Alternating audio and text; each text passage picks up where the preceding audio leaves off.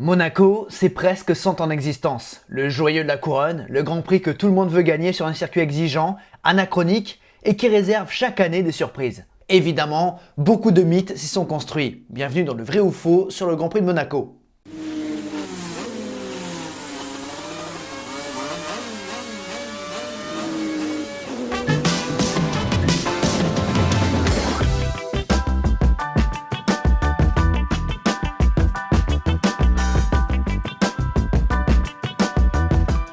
Alors, commençons évidemment par le premier fact. Vrai ou faux, ils ne sont que 3 pilotes à avoir fini le Grand Prix de F1 en 96. C'est vrai, mais de pas beaucoup, ça a failli être faux. Commençons donc par l'une des éditions les plus rocambolesques de ce Grand Prix. Nous sommes donc en 1996 et Monaco accueille le 6e Grand Prix de la saison. Si Williams, Benetton et Ferrari sont les 3 principales forces en 96, aucune de ces 3 équipes n'ira au bout de la course. Alors, le Grand Prix de Monaco 96 est donc une hécatombe, une course à élimination qui a brillamment été remportée par Panis. 3 voitures à l'arrivée, mais 7 classées. Je vous propose donc de regarder pour chaque pilote ce qui lui est arrivé. Avant même le départ, le peloton de 22 voitures perd un de ses pilotes en la personne d'Andrea Montermini qui se crache dans les 15 minutes d'acclimatation en conditions. Au départ, le premier tour perd 5 autres pilotes. Verstappen va dans les barrières pendant que l'ami harponne son équipier Fisichella. Un petit peu plus loin, Barrichello part en tête à queue et surprise, Schumacher part à la faute au portier, lui qui jouit pourtant d'une réputation solide dans ces conditions difficiles. Plus que 16 voitures. Troisième tour, Katayama plante sa tirelle au tabac et au 4e passage, Ricardo Rosset s'arrête à Saint-Dévote. 6e tour, Pedro Diniz part à la faute à la sortie du tunnel mais, par miracle, ne touche rien. Ouais, mais il a calé. Du coup, plus que 13 voitures. 10e tour, le Grand Prix perd son premier pilote sur problème mécanique et c'est Berger qui en fait les frais lorsque la boîte de vitesse de sa Benetton rend l'âme. Puis, on a 20 tours tranquilles avant que Brundle heurte le rail à Massenet. 41e tour, alors qu'il est en tête, Damon Hill voit son moteur cassé. Il ne rejoindra pas son père au Panthéon du Grand Prix de Monaco. 60e tour, terrible désillusion pour Alesi en tête qui semblait avoir course gagnée. Problème de suspension. Ainsi, Panis prend les commandes. Plus que 8 voitures. 67e tour, Villeneuve et Badouer s'accrochent et rejoignent la longue liste d'abandon.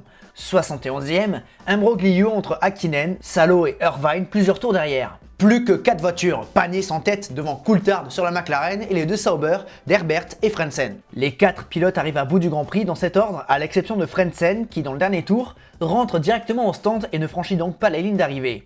Panis remporte ainsi sa première et seule victoire en Grand Prix devant Coulthard portant un casque de Schumacher.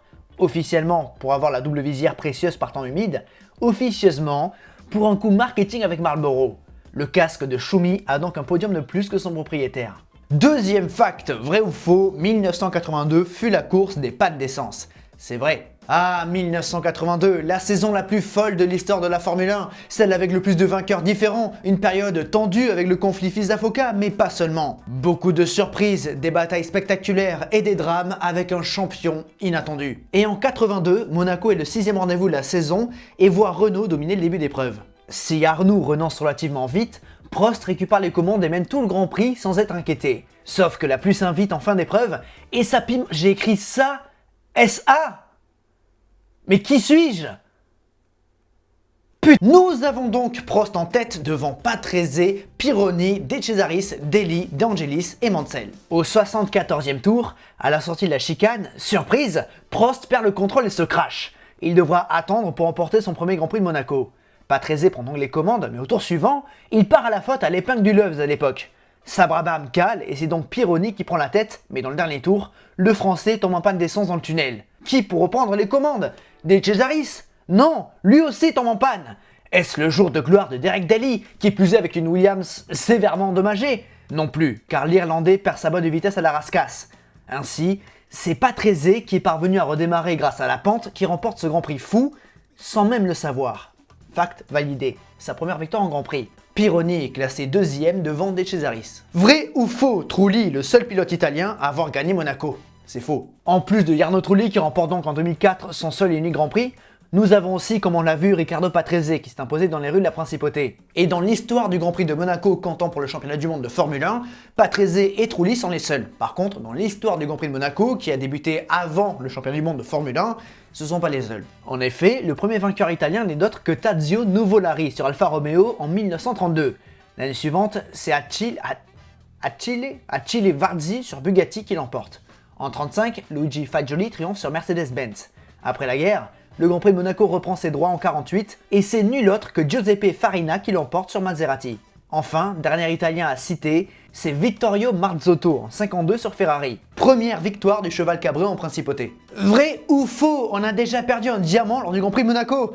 Et ouais, la fameuse histoire du diamant, probablement vrai. Contexte. En 2004, afin de promouvoir la sortie du film Ocean's 12, les producteurs s'associent à Jaguar. D'ailleurs, parenthèse, l'année suivante, Jaguar devenu Red Bull fera la promotion de Star Wars épisode 3, La Revanche des Sith.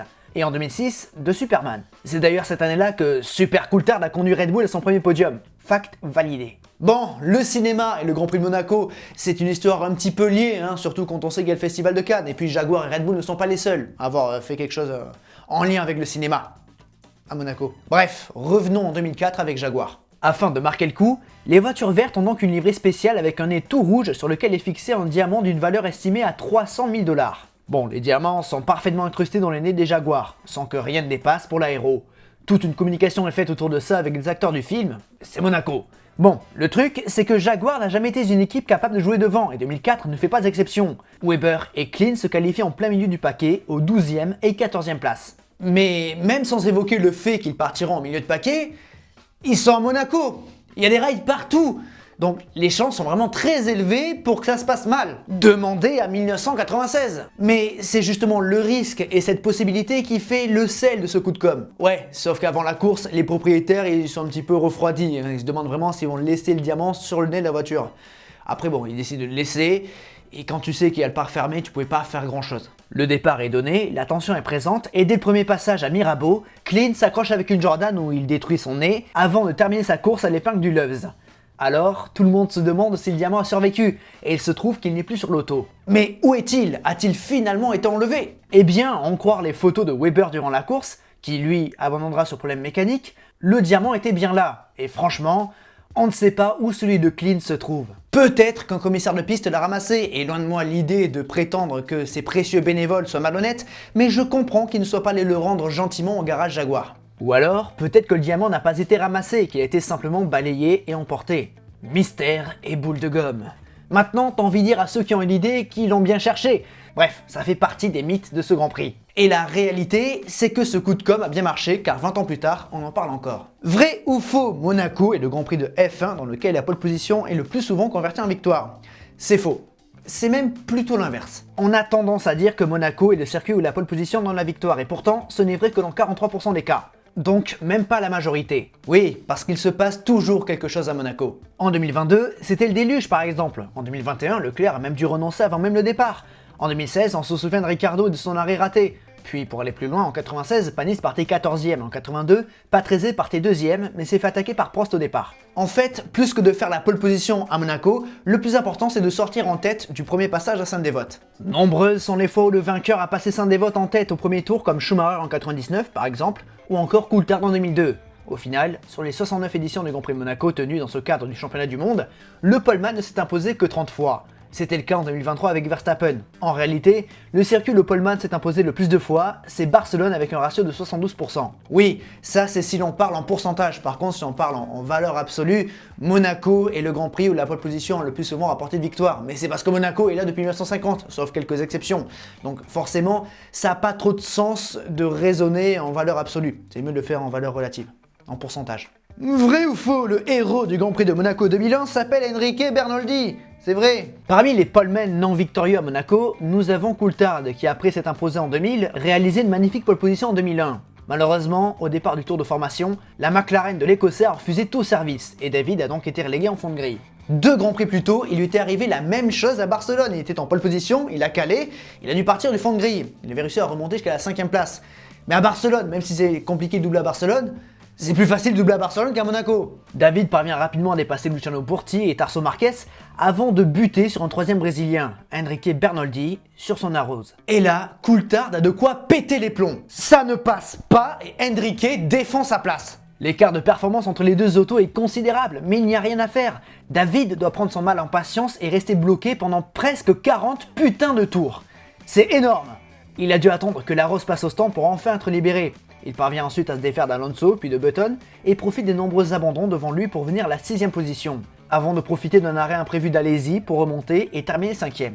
Ce qui n'est pas rien en démarrant 22ème. Vrai ou faux, Jean Alesi a toujours réalisé des prouesses à Monaco. C'est vrai, on peut le dire que c'est vrai. Jean Alesi était un pilote extrêmement rapide avec un style de pilotage agressif, tourné vers l'attaque. Monaco est un circuit où le pilote peut faire beaucoup de différences, et entre les rails, les styles les plus acrobatiques ont souvent été récompensés. C'est pourquoi, en principauté, lors de leur confrontation, Senna crée beaucoup d'écart face à Prost. Le Français a lui-même avoué qu'il n'était pas capable de prendre autant de risques qu'Ayrton. On a aussi le magnifique exemple de Gilles Villeneuve en 81. En vrai funambule, le Québécois est parvenu à s'imposer avec une Ferrari au moteur turbo surpuissant et au châssis très feignant. Soit la pire combinaison possible. Pourtant, en fin d'équilibriste, Gilles est parvenu à se servir de la puissance de son turbo et de son coup de volant pour conduire sa Ferrari entre les rails. Profitant également des déboires d'Alan Jones, Villeneuve a remporté peut-être sa plus belle victoire en F1. Et Alesi fait partie de ces pilotes taillés pour Monaco. En 1990, il découvre pour la première fois les rues de la Principauté avec sa Tyrrell. Bien qu'il rentre au stand essoufflé durant les essais, Jean trouve son rythme et impressionne, tapant même dans l'œil de la légende Juan Manuel Fangio. Le dimanche, Alesi terminé 2ème du Grand Prix. Vient ensuite les années Ferrari, où bien que la voiture fût difficile, Alesi a souvent réussi des prouesses. 3ème en 91, il doit renoncer son problème électrique en 92. Mais en 93, il retrouve le podium avec la 3ème place. Bon, en 94, il n'est que 5ème, et en 95, il est surpris par un Brundle à contresens et finit dans le mur. 1996 est un très gros regret car Jean avait course gagnée et franchement, il ne l'aurait pas volé. Mais c'est un poissard. Et ça ne lui sourit pas les années suivantes avec beaucoup d'ennuis mécaniques et des voitures peu performantes. Notant malgré tout qu'en 2000, avec une Prost Peugeot à l'agonie, Jean avait réussi l'exploit de se qualifier 7ème et pouvait espérer de gros points. La meilleure course de Prost en 2000. Et en 2001, toujours avec les Bleus, il scorait donc le point de la 6ème place qui faisait office de délivrance pour le clan français. Bref, vu que la carrière de Jean Alesi est apparemment régie par les stats, celles de Monaco sont plutôt flatteuses. Vrai ou faux, l'équipe Andrea Moda a pris part à une seule course, c'était à Monaco en 92, grâce à l'exploit de notre chouchou brésilien. C'est vrai. Il faut vraiment que je remasterise ma vidéo sur Andrea Moda, surtout que j'ai pu avoir des sources de tout premier choix. Bon, Andrea Moda, c'est l'équipe la plus farfelue de la F1. Propriété du businessman italien Andrea Sassetti, dont Andrea Moda est sa marque de chaussures. Il parvient tant bien que mal à monter sa structure, mais ses moyens mis en œuvre sont dérisoires par rapport au top team de la F1 et même aux standards de la F1. Les mécanos font cependant de leur mieux, mais les problèmes s'enchaînent. Alex Caffi et Enrico Bertaggia, les deux pilotes de base d'Andrea Moda, décident de quitter le navire, et Sassetti se retrouve donc avec un Anglais, Perry McCarthy, et la légende Roberto Moreno. Bon, il faut dire que sur ces deux voitures, il n'y en a qu'une seule qui est vraiment en capacité de faire des tours, parce que celle de McCarthy est un petit peu faite de briques et de broc. Ça reste la voiture est là, hein, mais c'est pas les dernières pièces. Si on peut parler de dernières pièces avec Andrea Moda, mais ce n'est pas les moins usées quoi. Et ouais, Andrea Moda n'avait pas les moyens d'engager deux voitures dignes de ce nom. Ainsi, McCarthy se fait balloter au bon vouloir du patron et Moreno représente réellement les ambitions de l'équipe, qui sont simplement de se qualifier. Mais ça veut dire d'avoir passé par la préqualification le vendredi matin avant d'espérer entrer dans le top 26 le samedi. Moreno décèle un certain potentiel à cet Andrea Moda et au Grand Prix de Monaco, un ingrédient secret est ajouté dans la voiture noire. Les membres d'Andrea Moda, via Elf, parviennent à sécuriser un bidon de gasoline, qui permet en gros de booster les performances du moteur. Ainsi, par des jeux de séduction et de négociation, un baril de gasoline appartenant à Williams atterrit soudainement dans le stand italien, et le samedi, Roberto Moreno réalise l'exploit de qualifier l'Andrea Moda. Le mot exploit n'est pas volé au vu de la situation de l'équipe, et le paddock de F1 l'accueille en tant que tel. Ainsi, le Carioca est accueilli sous les applaudissements du paddock à son retour au stand. Un moment émouvant. Bon, le dimanche, les espoirs d'aller au bout sont inexistants, et l'Andrea Moda rend l'âme au 12e tour, mais qu'importe, l'exploit est là. Vrai ou faux, Trintignant est le seul monégasque à avoir remporté son Grand Prix à domicile. C'est faux. Et ouais, Trintignant il n'est pas monégasque, il est français. Surnommé Pétoulé, le Gardois était un pilote de l'entre-deux-guerres et de l'après-guerre. Un pilote talentueux au point même d'être recruté par un certain Enzo Ferrari. Avec lui, il remporte les 24 heures du Mans en 1954 avec José Froilán González, mais aussi le Grand Prix de Monaco 55, la première victoire française du championnat du monde de Formule 1. À jamais le premier. Il double la mise en 58 avec cette fois-ci une Cooper. Double vainqueur du Grand Prix de Monaco, c'est pas rien, en réalité sont que 17 à avoir plus d'une victoire en principauté. Après, pour parler de français, Trintignant n'est pas le seul tricolore vainqueur à Monaco. Évidemment, on a Alain Prost qui s'est imposé 4 fois, on a aussi Olivier Panis en 96, Patrick Depailler en 78, Jean-Pierre Beltoise en 72, mais aussi Guy Moll en 34 et René Dreyfus en 1930. Par contre, Monaco a bien vu l'un de ses enfants triompher dans ses rues avec Louis Chiron, contemporain de Maurice Trintignant, bien qu'un petit peu plus âgé, victorieux en 1931. En 50, Chiron a même fini 3ème du Grand Prix et est donc devenu le premier et pendant longtemps le seul monégasque sur un podium de F1 en attendant Charles Leclerc à Bahreïn en 2019. Par contre, il reste le seul monégasque à avoir fait un podium à domicile. Vrai ou faux, deux Bianchi ont brillé à Monaco? C'est vrai. Il y a 10 ans, Jules Bianchi réalisait un exploit avec sa Marussia. Partant 21ème, le Niçois a fait preuve d'opportunisme et de bravoure entre les rails pour remonter jusqu'à la 8ème place du Grand Prix.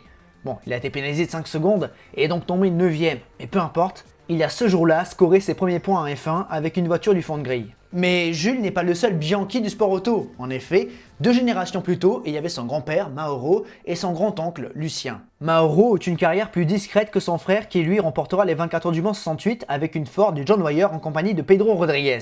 Lucien fera également 26 Grands Prix de Formule 1, dont 17 en championnat du monde. Il entrera 3 fois dans les points, avec une 3ème place comme meilleur résultat, acquise donc à Monaco en 1968. Vrai ou faux, le tracé du Grand Prix de Monaco a toujours été le plus court du championnat du monde?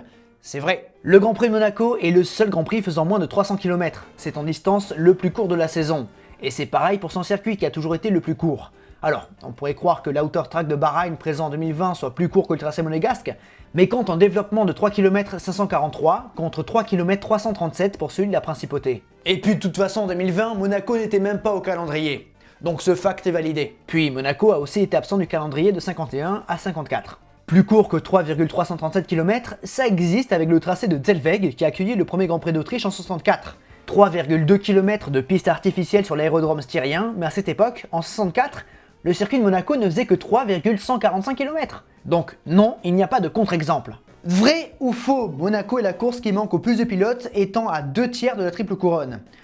C'est un fact que j'aime beaucoup, mais il est faux. Dans l'histoire du sport automobile, seul Graham Hill est parvenu à décrocher ce titre légendaire. 5 victoires à Monaco entre 63, 64, 65, 68 et 69, victoire à l'Indy 500 en 66 et vainqueur des 24 heures du Mans en 1972. Puis, il y a ceux qui ont coché 2 des 3 cases. Ils sont 7 dans ce cas de figure, et la case qui manque le plus souvent, c'est l'Indy 500. Tadzio Nuvolari a gagné Monaco en 32 et Le Mans en 33, mais n'a pas réussi à se qualifier à l'Indy 500 en 38. Trintignant a donc gagné Le Mans en 54, ainsi que Monaco en 55 et 58, mais n'a jamais tenté Indianapolis. AJ Foyt est d'ailleurs le seul pilote à avoir décroché 2 cases sans gagner Monaco.